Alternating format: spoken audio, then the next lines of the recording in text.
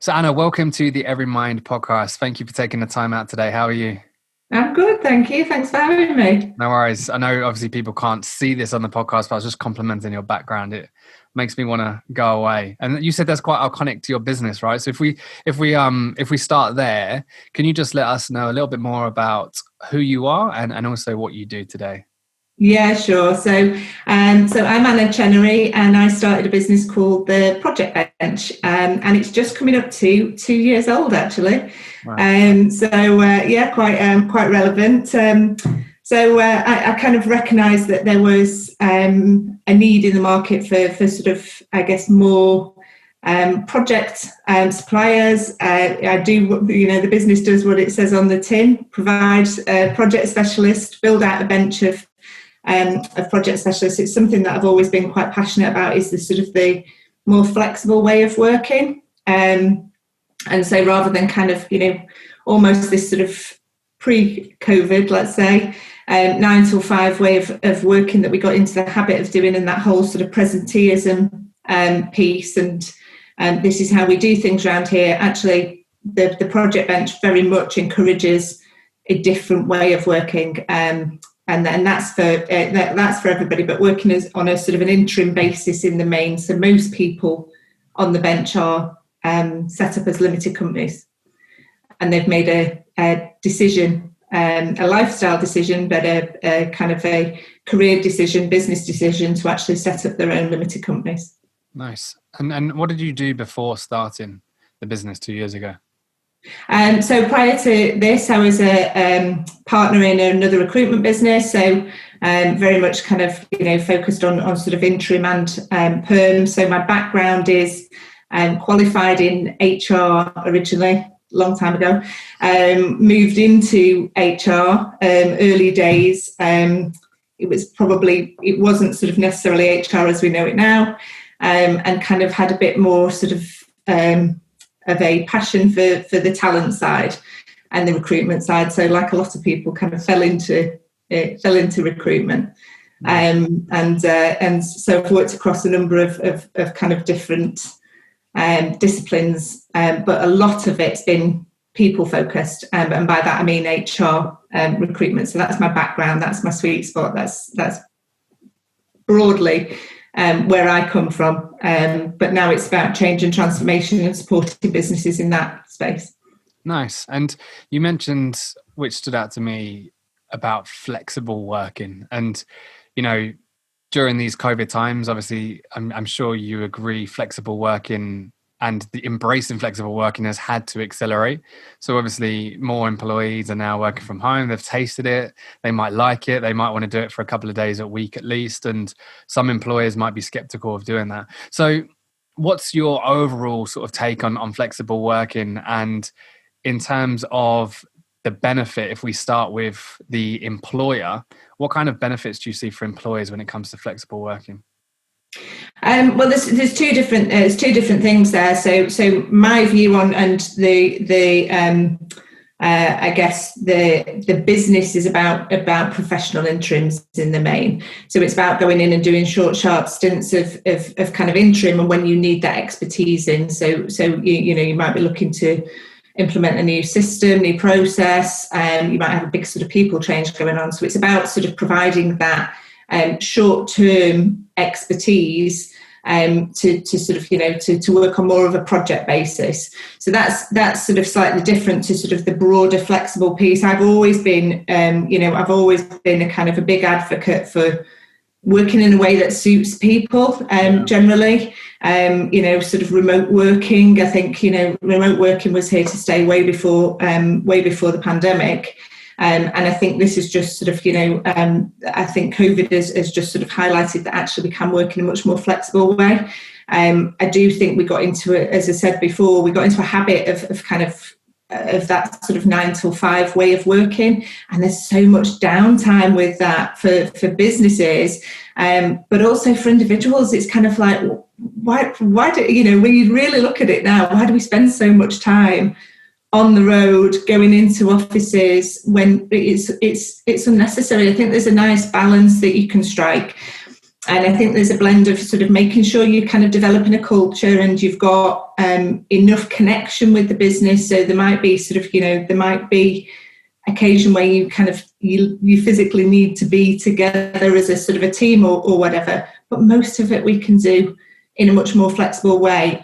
So how we work, where we work, it has to change. And that's a big talent conundrum anyway. So there was lots of the market, and lots of women that sort of, that weren't necessarily returning to work. There's loads of brilliant initiatives now, but sort of, typically, if we kind of, if we go back sort of, say, 5, 10 years, probably even more recent than that, there's so much drop off, and there still is actually so much drop off when when women go off on maternity leave, for example, not coming back into work because the priorities perhaps change and actually sort of it doesn't necessarily work for them. And that's not just women either, it's parents, it's situations change. You might sort of have more of you might be a carer, you might have sort of other commitments that suddenly mean that you've got different priorities in your life. And I think, just because you're not working the same hours doesn't mean that you can't sort of still perform that role. And I think a lot of businesses now are starting to think on a much more of a sort of a deliverable basis, thinking about sort of the actual output, which is great, which is, giving everybody a bit more flexibility, and that's what's needed. Yeah, I agree massively. I was speaking to one of our clients the other day, and they were kind of talking about it, and it's almost trying to suggest to them that remote working, 9 to 5, hybrid model, whatever it is, there is no right answer, right? Because for some people, they are desperate to go back to the office because that's where they thrive. That's, their personality. They like being around people. Whereas for a lot of others, the dread of going back to the office is real. They really want to work from home. As you said, they might have kids. They might struggle to go back to the office. And it's that individual approach which workplaces has just avoided for so long, right? Because as you said, and we'll talk about it in just a minute as well, if a female employee obviously goes off on maternity leave and then she comes back, her drivers, her motivations, I'm sure, are completely different maybe when she was there originally. And that doesn't change, I don't think. I don't think the approach changes. It stays the same. It's very rigid. It's not very flexible.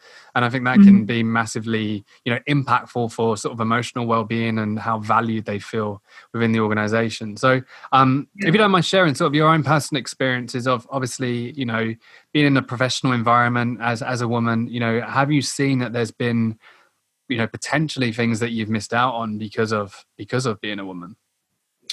I don't know whether I would say missed out on. I think sort of probably it's kind of, you could say it's sort of tougher. You could sort of look at a comparison to sort of male counterparts, and you could sort of think, well, actually, it is more difficult just purely on sort of the logistics of taking sort of time out of work. I think it's a broader issue than this, but I guess sort of my personal experience, I think if you, again,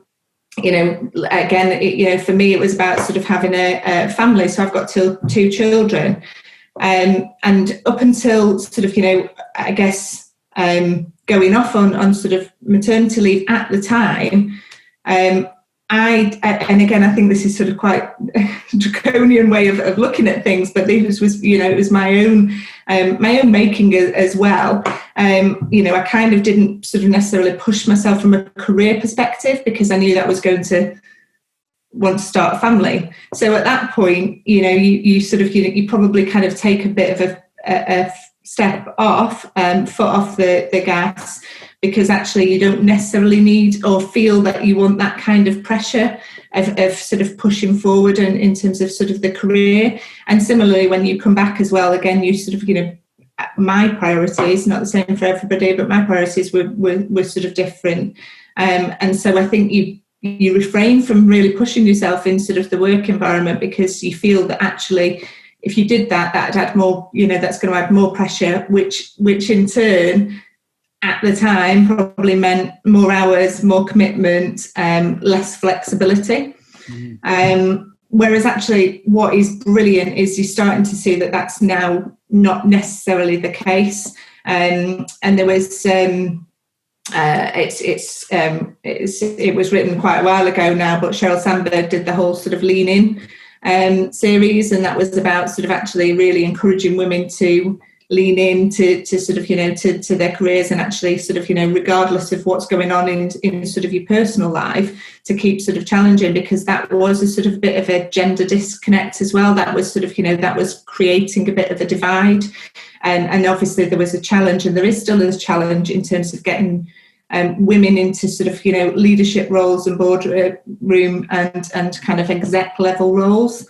There's still a massive divide there, and that's because sort of, throughout their career, for whatever reason, there's more of a drop off in females than there is with males. So from that, in that sense, yeah, I think it probably was. It was tougher, and then I think I probably went a bit the other way as well. When I think about it, and it's just as you've asked me that, I think it's almost to sort of prove yourself. So once you are back at it, I think you sort of feel like you need to then sort of really kind of throw yourself into work. So my situation was, and the dynamic from sort of home life perspective was, my husband picked up a lot of the responsibility with the children, so pickups, drop-offs, making tea, everything that I guess before I went back to work, I probably would have done. It wasn't sort of even a kind of a compromise. It just all went to him. So I was leaving the house leaving the house probably at 6 o'clock and not coming back until bath time, if I was lucky, bedtime normally. Yeah. And and that's it's always a choice. I think that it always is a choice. But that was the choice that I made at the time.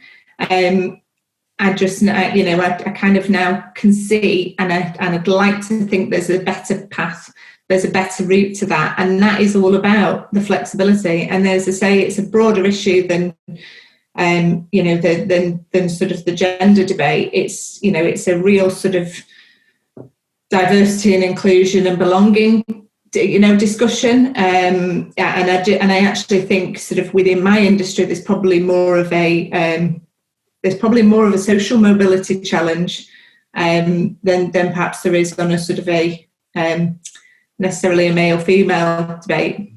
Yeah. And I think, what I take from that is almost, we've always been put into boxes, right? And, as a mum, as you should be the one who stays at home and looks after the kids and not be going to work. And just from my own personal experience, I know people that have had, children and the mum has gone back to work very quickly. And there's always talk, right? There's always, let's be honest, unconsciously or consciously, there's always a bit of judgment of, she's going back to work early, she should be staying at home with her kids. And it is like we are putting people in boxes continuously, whether we consciously do it or we unconsciously do it. And what I've learned, as I'm a parent as well, and what I've learned is it is like so individual, right? Sometimes me and my wife, we have discussions about it, and for me, I'm very driven by my work, but that doesn't mean that I haven't learned so much from this lockdown period. I've always been quite flexible I go to all of the sports days, the parents' evenings, sometimes help out as much as I possibly can, and I want to be that active dad. But coming up to lockdown, I was commuting an hour and a half into London, hour and a half back, sometimes not seeing them, only maybe 10 minutes in the morning. And, that's, it's made me realize as well, I'm doing that because I'm like this aspirational guy who's trying to drive a business, but actually that's not really fulfills me. I want to spend more time at home. So definitely we're putting people in boxes. And how do we eliminate that? Is that just, I look at the mental health box, right? Mental illness box.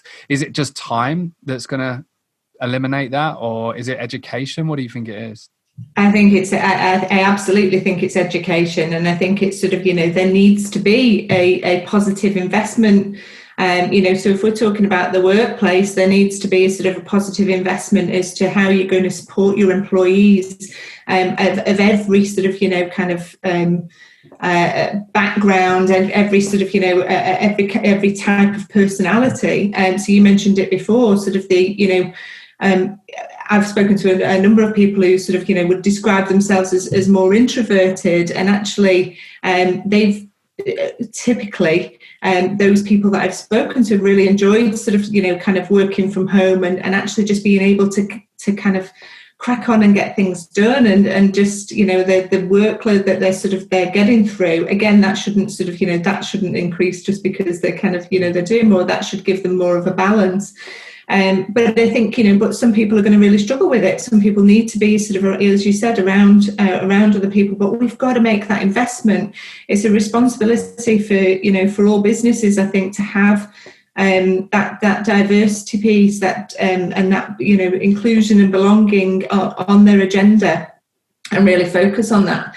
And I think sort of, from that more positive sort of well-being strategies will sort of come. But I think we've got to sort of, we've actually got to be proactively talking about it, and we've got to be educating, and we've got to be thinking about it. So, my industry, so in the recruitment industry as well, we've got to really kind of challenge ourselves on sort of, on how, on why we're doing things the way that we're doing, and why we recruit to sort of in the way that we do. And whether that's giving sort of people equal opportunities as well. It's a much broader debate, but it needs to be something that sort of that's on the agenda for every business. Yeah. Definitely an education piece.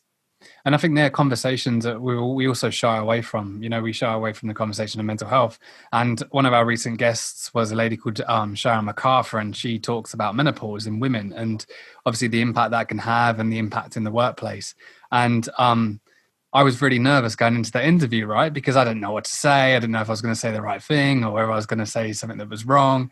And I remember coming off the call, and I was so educated on it now that it made me realize that, I remember my mum going through the menopause, but I literally just dismissed it because I just thought it was just this thing that happened. And then you understand the emotional element to it and the impact it can have on women. And then I started to question, oh, wow, maybe now I know that, when my wife obviously goes through the menopause, which is, you never know when, but of course it would probably be a while, then I'm better equipped now, right? And I wouldn't have had that without that education piece of listening to someone else and trying to understand it.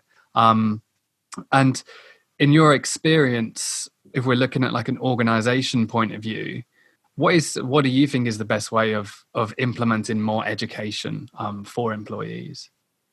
I think, as I say, I think it does come under that whole sort of, whether it's a well-being strategy or whether it's a sort of a kind of D&I, or whether that's all under the same kind of umbrella, is just really sort of, it's got to be something that's spoken about with the kind of the facts and figures of the business, because it's about your sort of, supporting your employees, and there is no business that sort of doesn't rely on its people.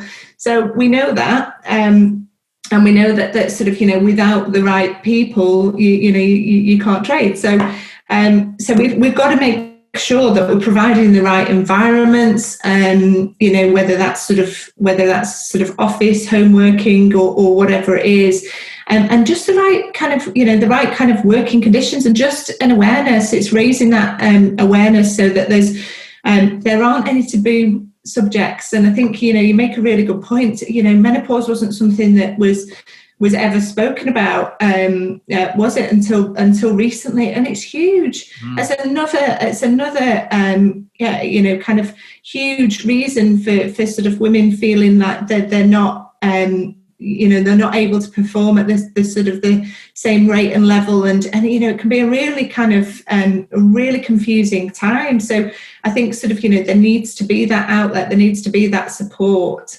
and I think sort of businesses need to commit to that as part of a broader well-being strategy, because otherwise you sort of you're going to end up keep losing talent, and particularly for women, it's such a shame when you sort of you see women drop out of drop out of the workplace altogether. And I think, there's something that sort of I've learned a lot about as well. I think also for a lot of those women, kind of actually not actually being educated on this, this is temporary. It's not something that sort of, those kind of feelings and the sort of, described as sort of a bit of brain fog type of experience. It's temporary. It's not, but if you've got the right employer and you've got the right support, you can get through that, and you can sort of make sure that sort of you're coming out of the other side of it, and actually sticking with the business as well. So yeah, I think that's huge. But I think it all comes down to the education, doesn't it? Yeah, it is, and I think we neglect that. And I always talk personally about we're not educated on any of this at school, right? And we almost have to figure it out ourselves. And I think from an employer's point of view, it is a responsibility to try and educate people on those kind of topics. And obviously this month for the Every Mind app, the feature is Women's Mental Health, month. And we've had content obviously from you and a couple of others sharing their own sort of journeys, but also doing content on menopause and breastfeeding and postnatal depression. And naturally, as a guy, probably I wouldn't be drawn to that kind of content, but I've learned so much from doing that. And I'm sure when I share my own story and my own experiences, I know a lot of sometimes women learn that, okay, that's how maybe I can support my husband, or because, he might deal with his emotions in a much different way than I do. So like you said, that education piece is vital, I think. You said something as well that stuck with me that I kind of want to touch on as well, just from your experience. You said about human resources being very different to what it is now. What's the biggest difference that you've seen? So I think probably, when I went into so I did an HR degree, but I didn't necessarily walk into an HR department. At the time, it was much more kind of what we used to call personnel. Yeah. So it wasn't sort of the business as it was viewed in that business. I'm not saying it was the same everywhere, but it wasn't seen as sort of certainly as part of the overall. It certainly wasn't part of the sort of the exec makeup. HR wasn't on the board. It was much more sort of tea and sympathy type of outfit to sort of what it is now. And HR, it's been interesting, hasn't it? It's been interesting to sort of see which roles that perhaps we took for granted prior to sort of the pandemic, to those that we've now, those people that we now consider key workers. But the same kind of things happened within sort of, within businesses too, hasn't it? And HR has definitely kind of, has come to the front as actually being a really critical part of your business, and quite rightly so. It's very much about your people. And the trick I think we've been missing for a long time is the mental health. Now, whether that sits within sort of, a kind of an HR strategy, a wellbeing strategy, wherever it is, that has to be a huge part of any business, and just kind of looking after your people, rather than sort of hiring, firing, appraisals. That's kind of more what I sort of walked into, and that wasn't necessarily where I wanted to be. So at the time it was sort of, talent was more attractive to me, but I think now HR, I mean, they have had to, the people certainly that I support, and the more sort of HR biased project folk on the bench, they've had to really graft over these last sort of 4 to 6 months, because they've had it all thrown at them.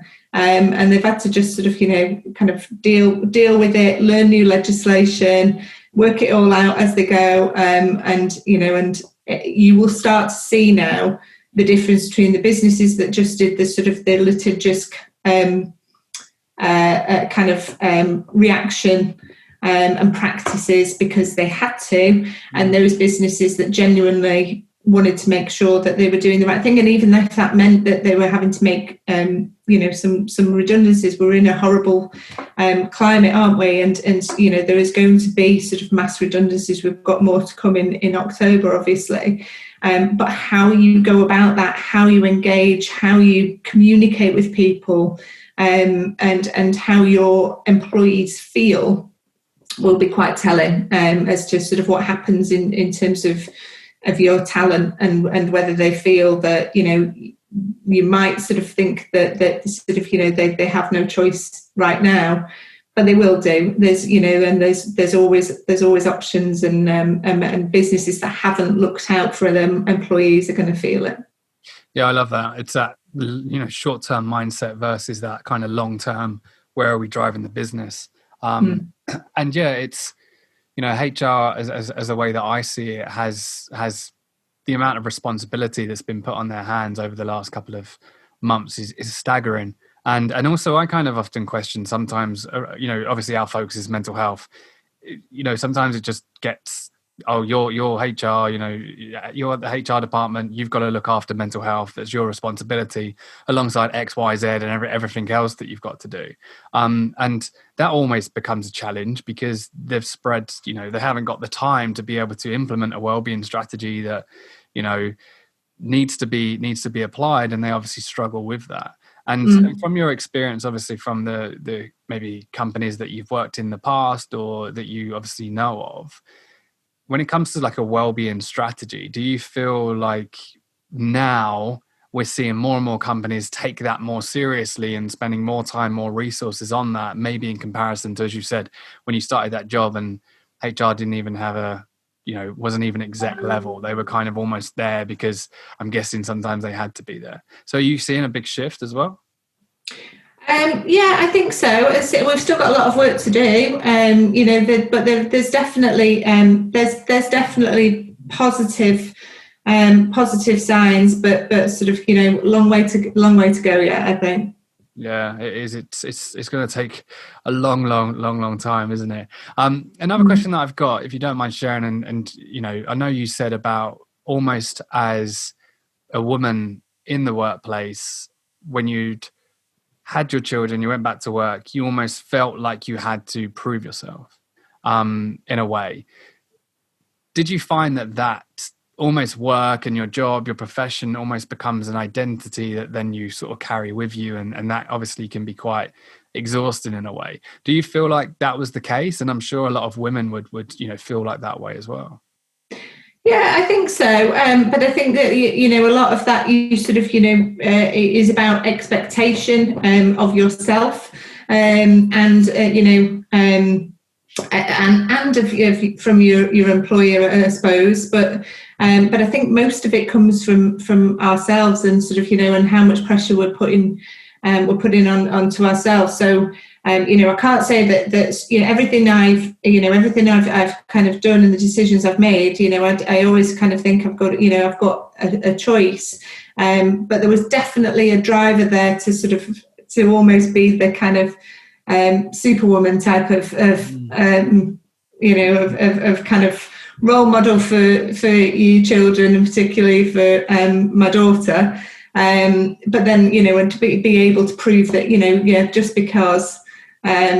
because I'm a mum doesn't mean I can't I can't achieve this. But I think actually that needs to change. I think that sort of pulls out some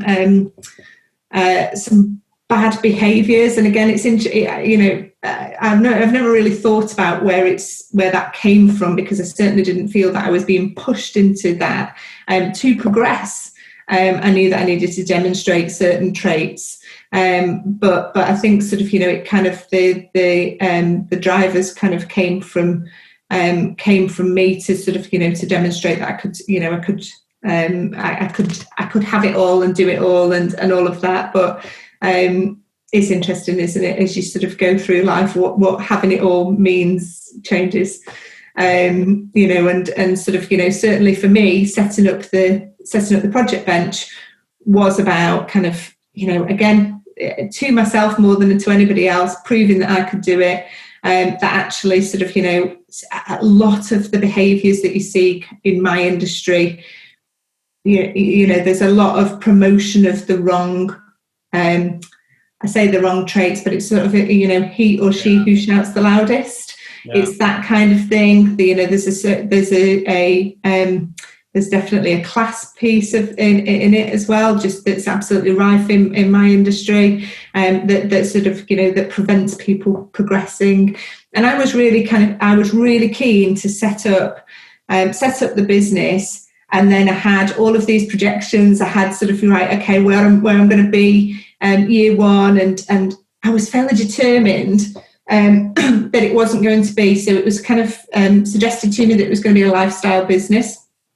And I was, I was kind of, I was really determined to sort of prove that it wasn't going to be, that actually this was going to be a recruitment business that was going to be able to compete with sort of, with all of the kind of the big players in the market, and it was going to sort of, year one, start adding in headcount, etc., etc. And I kind of got to the end of year one, and I just looked at it and I thought, right, okay, well, this is the point where I sort of said, well, I'm going to move into city centre offices, and I'm going to have this many employees. And I just thought, what am I actually doing that for? I totally lost the whole track of sort of why I was doing it in the first place, because my priorities changed. My priorities changed in that year, and I just thought, we can work differently.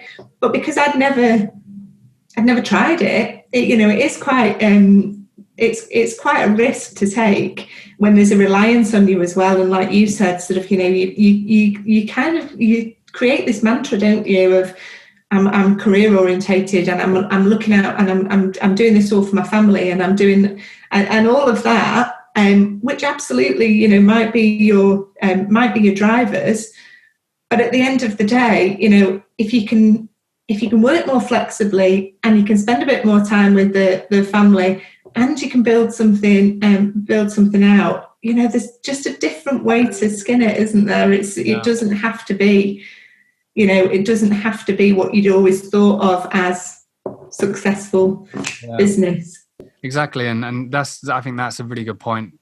Probably more than I do about, policies and all of that. And it's almost, again, putting people in boxes. But as you've said, literally from you planning out the business to, however long it was into the business when you thought, actually, I don't need to build it that way.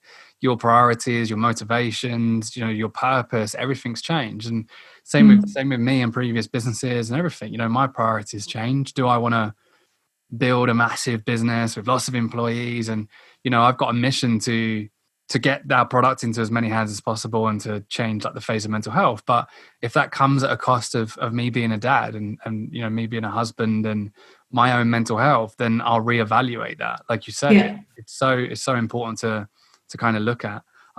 So I really like that. And have you found that's been more beneficial for you, like the where you are currently? I mean, you'll never know, right, about what could have happened, but do you feel like the way that you work now suits your lifestyle?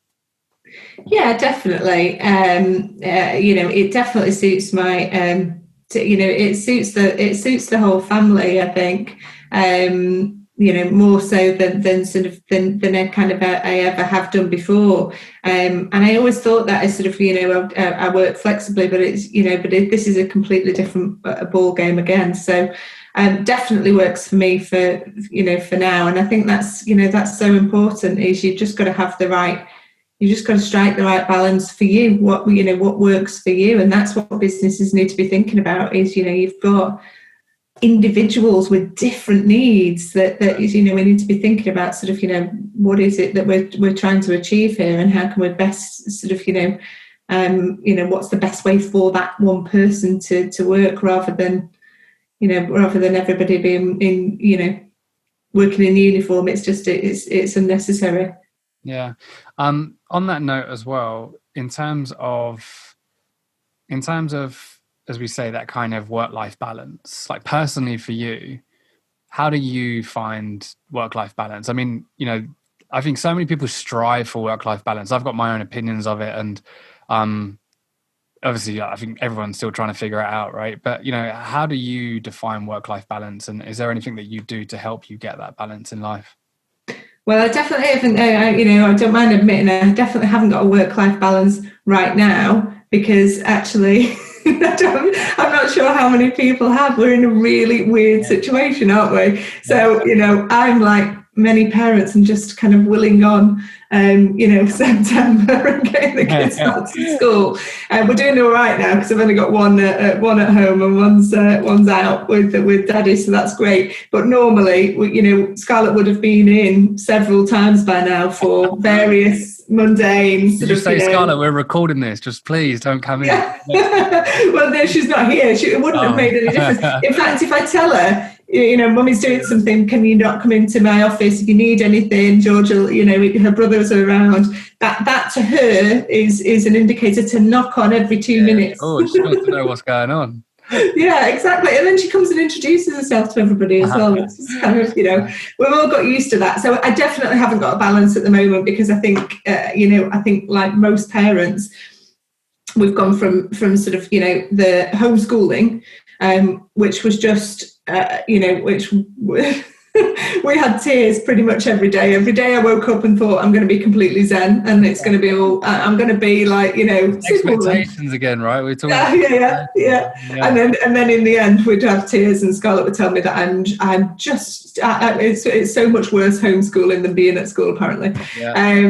So that was difficult, because it's trying to keep your hand in enough with the business so that it doesn't sort of, it doesn't run down. And I did need to step off at the beginning, because A, it was a bit pointless, and B, I just needed to sort of look after the family more. And then probably sort of the last two, you lose track of time, don't you? But probably the last 2-3 months, I've kind of picked back up again, more so. And it is a difficult balance to strike right now. But ordinarily, as the children go back to school, I think that will, that'll get better again. But it's it's exactly that. It's sort of, I still have a lot for me. And for me, what works is still having the same kind of discipline in terms of my output. So I'm quite sort of KPI, MI focused on sort of, right, okay, for it to look like sort of a good week, I need to have achieved all of this. But how, when, and I do that is completely up to me. I do try not to come back to the office in the evening, because I think that's sort of it's important. For me, it's important family time. So for us to sit down to dinner every night is really important. That's something that we never used to do. But we do that now, and it's just sort of making sure that kind of I spend enough time on me as well. I think sort of that's the other bit. I've always been kind of quite keen on just sort of making sure I've got as clear a headspace as possible. So getting out and running, and I started cycling with my neighbours. I'm terrible cyclist, but I've started cycling. We go first thing in the morning, and that's before the kids are up. And again, that's my choice, but it kind of really clears my head. Yeah, I bet. I always find that getting up before everyone and going for a run or doing something like that is the best for like my mental health, my day, everything. Yeah. I really like that. And from the sound of it as well, I think you've obviously probably learned over time. It's that expectations of yourself, and it's also the guilt, right?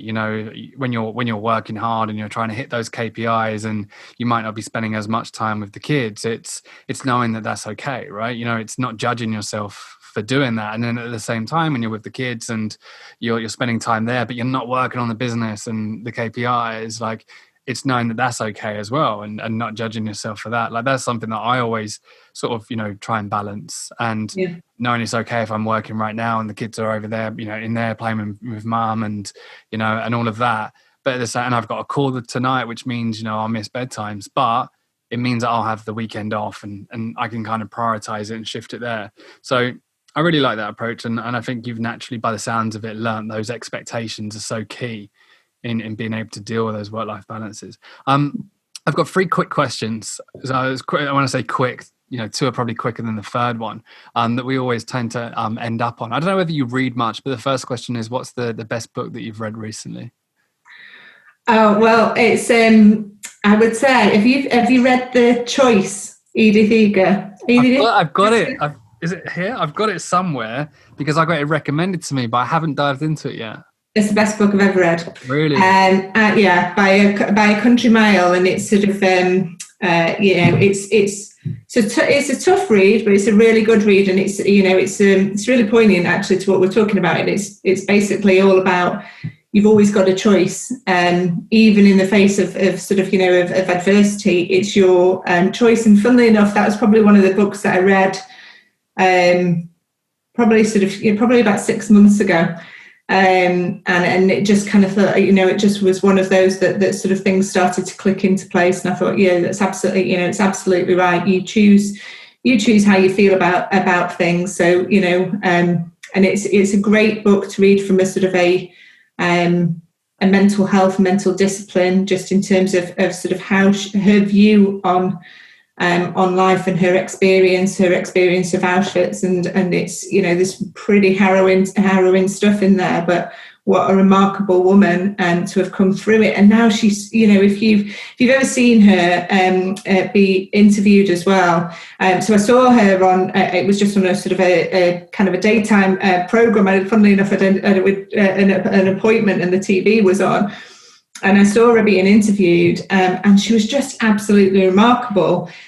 So she's an elderly lady now. She qualified as a psychologist, and she's very well read, well educated, and just got a fantastic mindset. And now she sits and listens to people talking about their problems with their marriage, and you think, well, everything that she's been through, and she can sit and listen to that. But her view is it will actually in their world, that's huge, and that's really important to them, and she's just absolutely fascinating. So yeah, if you've got it, get it read. I got recommended it for that exact reason, and I've never dived into it still. So, yeah, it's called The Choice. Yeah. And I love that whole philosophy. Like I read a lot of books like that. One of my other favorite books is Man's Search for Meaning. I don't know if you've read that. Yeah. It's very similar. And my favorite. I've not read it, but I've heard about it. Someone mentioned it the other day, actually. Yeah, it's very similar. And again, it's like his own story, but at the same time, how meaning in his life and holding on to hope, kept him going through what he needed to. And also one of my favorite quotes, which is similar to what you were just saying a minute ago, is Wayne Dyer. He says, when you change the way you look at things, the things you look at change. I don't know if you've ever heard of that. But it's like you said, it's I'll definitely dive into it. I'll dive into it tonight. You've inspired me. I would. You won't be disappointed. You won't be able to put it down. Yeah, 100%. The next question, which I think we're going to extend the amount, and this is a bit of a strange one, but what's the best gadget or tool, or it can be anything that you've purchased recently under £100 that's benefited your life? Best. I'm not really a gadget person. Everyone says they're not a gadget person. It could be anything. It could be an audio book. It could be a subscription to something. It could be anything. No, I'll tell you what we have got, although we've sort of gone off it slightly, just because you said subscription. Then, have you heard of the Calm app? So that's that's quite good. But there's only so many times you can listen to Stephen Fry talking about sort of lavender fields. I'm kind of. Have you heard of the Moshi app? No. So Moshi, just quickly, Moshi is owned by Calm. So do you know Moshi Monsters? Yeah. The guy who started Moshi Monsters started the app Calm. Right. And they've just launched an app called Moshi, which is meditation and sleep stories for children. And cool. We paid a subscription for it, and my youngest is 4, and he goes to bed with it every single night like that. And it's really? Sleep meditation for kids. Yeah, it's a good app. Oh, that's cool. Yeah, no, I'll look into that. But did you not like Calm then in the end? Like, we'll probably go back to it again. But I don't know whether we sort of overdid it. Only so much Stephen Fry can listen to. Yeah. Very soothing, but yeah. And then the final question, and this is quite a broad question. Again, be as answer it in however way you want to. If someone is struggling with their kind of mental health or struggling with how they're feeling, just from your own experience, everything that you've kind of experienced, what advice would you give to them? I think the key thing is talk to somebody, and kind of, it's well known phrase now, isn't it? But it's okay not to be okay. Yeah. And I think sort of, we really need to get to a point where sort of there isn't the same kind of stigma around mental health, and it's seen as a weakness. And that's certainly something that sort of, I used to see, particularly in sort of particularly in kind of the workplace, going back some time now, whereas actually, our mental health, we should be as comfortable talking about our mental health as we are our physical health. Yeah. And we're quite happy to talk about how much we've trained in a week and what we're into, but we don't talk about sort of, how much we've kind of, how we're feeling, and sort of, and how our mental health is. And that, I think it's sort of, it's important for us all to do that. But I think if anybody's struggling, there's so much support out there, but just talk to somebody about it, and just, and get that support, and know that sort of, I think when you're in this sort of the eye of the storm as well, it feels like there's no way out. But again, that will pass. That feeling, that sort of, the whole kind of the black dog type of scenario. If you kind of you look at sort of, things like that online, it at points it comes back, and it's sort of, and it's very kind of from a depression perspective, it can be very sort of, it can be very present, but you just need to know that it's a temporary feeling, and you will get through it, and there is light at the end of the tunnel. So just talk to people. Amazing answer. I love that. Anna, thank you so much for coming on. It's been very insightful for me, and hopefully for everyone listening or watching. Just quickly, can you let everyone know a little bit more about how they can find out more about you or the business? Any links that they can go to? So the Project Bench is theprojectbench.co.uk. So you can go and find out all about it there. And if you wanted to get in touch with me directly, it's just anna@theprojectbench.co.uk. Good stuff. And I'll get Rob to link up in the description of all of that as well. Anna, thank you so much for taking the time out. I really do appreciate it. And from all of us at Every Mind, keep up the amazing work on your side. Thank you. Thanks so much. I've really enjoyed it. Good to talk to you.